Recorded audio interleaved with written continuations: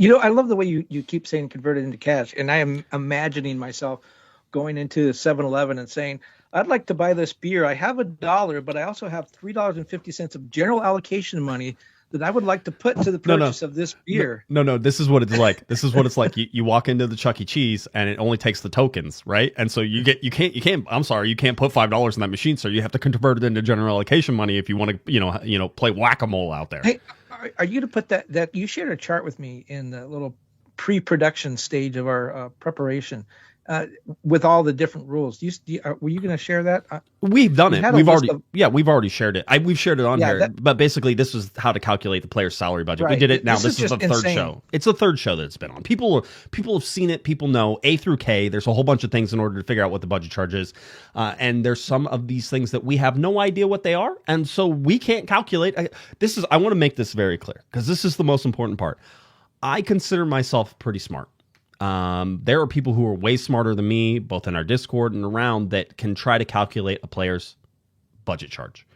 They can get pretty close. They still will not get to the accurate number because they don't know all the numbers. There's just too many numbers here to not know. You can get, like, sometimes there's league mandated bonuses. I believe that those hit some salary cap. If the league bonus doesn't hit, then it's the individual bonuses. Well, I'll tell you right now, most people don't know people's contracts, right? We don't get to see a copy of anybody's contract, Kevin, so we have no idea what Gabriel Peck's performance bonuses are. Not a clue, right? But there are some, they are, and then they had to pay it out.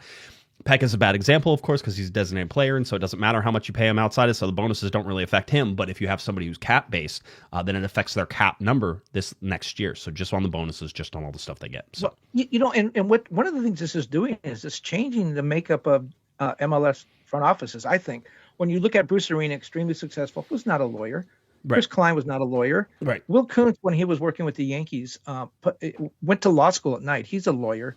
You look at the management in San Diego, the new expansion team there. Tom Penn, he's a lawyer, he practiced law.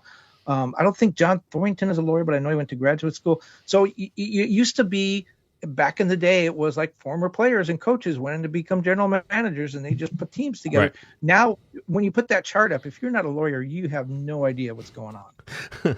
There's something to that. The people who manipulate spreadsheets and are able to fill out some of this stuff and figure out the loopholes and do all these things, they're the ones who are the valuable people in the front office, especially people who can look at analytics and figure out players that can replace Dejan Joveljic. That's important to have, and the LA Galaxy seem to have a pretty good handle on that.